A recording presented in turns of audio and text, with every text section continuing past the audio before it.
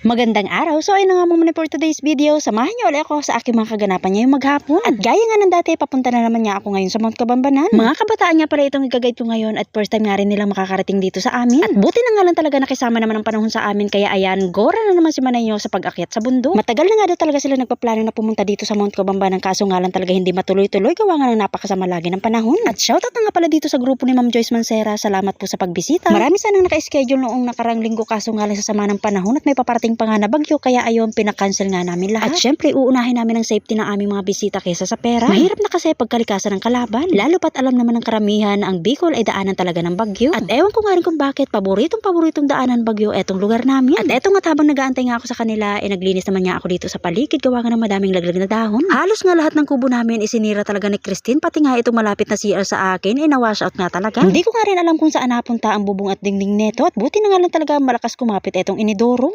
At hanggang ngayon nga, hindi pa nga rin kami nakakapagsimula magpagawa ng mga kubo, gawa nga na may paparating pa nga daw ng mga bagyo. At ang isa pa nga pinoproblema namin ay kulang pa nga ang budget na nalikom namin para doon. Ganito talaga pag tinatama ng kalamidad, mag-uumpisa ka talaga sa pinakauna. At buti na nga lang kahit nga binagyo kami, marami pa rin bumibisita dito sa Mount Kabambanan. At tunay nga naman talaga madaming ginagamit ang mahal Panginoon para tayo makasurvive sa pang-araw-araw. Kaya God bless po sa lahat ng mga bumibisita dito sa amin. At ang laking tulong nga din ng social media sa amin, kasi kung hindi ako nagpo-post araw-araw, hindi makikita ng mga tao ang ganda ng Mount Kabambanan. Katulad na lamang ni Ma'am Joyce na isa kong followers dito sa Facebook na lagi daw inaabangan ng mga mini vlog ko. Fast forward, kinaumagahan niya ay maaga naman ako nagising para pumunta sa bayan. Bibili kasi ako ng gagamitin ng anak ko sa school. May bibili niya din si Papa sa bayan, kaya ayan, sumabi na nga rin ako sa kanya, baka makalibre naman sa pamasahe. Diyos ko, brother.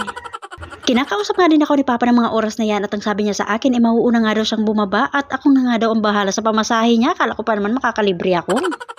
At hindi ko nga rin alam kung anong bibilhin niya, basta ayan, bumaba nga siya sa bilihan ng mga pintura. Saglit nga lang ako dito sa bayan at mga gamit nga lang ng anak ko ang bibilhin ko ngayon. At dito na nga ako nagpahatid kay Kuya sa Baclaran Store. O pumangmanay, may Baclaran kami dito sa Sorsogon City, at dito nga lang yan sa Magsaysay Street. Marami nga din dito pagpipilian, katulad na lamang ng mga tsinela, sapatos, damit at kung ano-ano pa. Sombrero at gloves lang naman ang hinahanap ko dito, kaya ayan, nag-ikot-ikot na nga muna ako at maaga pa naman. At nang makita ko na nga mga hinahanap ko, nagbayad na nga agad ako kay ate. May isa pa kasi akong tindahan na pupuntahan, gawa na wala naman silang tindang pompom. Ngayong linggo na kasi ito gagamitin, kaya kailangan ko mabili lahat ng nakalista sa papel. At nandito na nga ako sa tindahan ng mga school supply, at sinadya ko nga talagang hanapin kaagad etong pompom. Kulay green nga pala na pompom ang hinahanap ko, at buti na nga lang talaga may isang piraso pang natira. Lumabas na nga rin agad ako pagkatapos ko magbayad, at ayan nga, patawid na nga ako ng mga oras na yan, at nakita ko nga rin etong si Papa na palakad-lakad, at ewan ko kung saan pupunta. Nagkakanbas daw siya ng mga materyales at naghahanap kung saan siya makakamura. Bumili nga din pala ako ng pintura, at iniwan ko nga muna dito sa tindahan nila, gawa nga nang bibili pa nga ako ng ulam dito sa plaza. Nadaanan ko nga rin pala itong paa ng manok, kaya ayan, bumili nga ako ng kalahating kilo para sa mga aso namin. Wala nga pala akong dalang lagayan, kaya ayan, napabili na naman niya ako nito sa halagang 15 pesos. Wala naman kasi sa budget itong pamamalengke ko, at ang sadya ko nga lang talaga yung mga gagamitin ng anak ko sa school. Kaya ayoko talagang napapagawi dito sa bayan, abay napakagastos, yung 1,000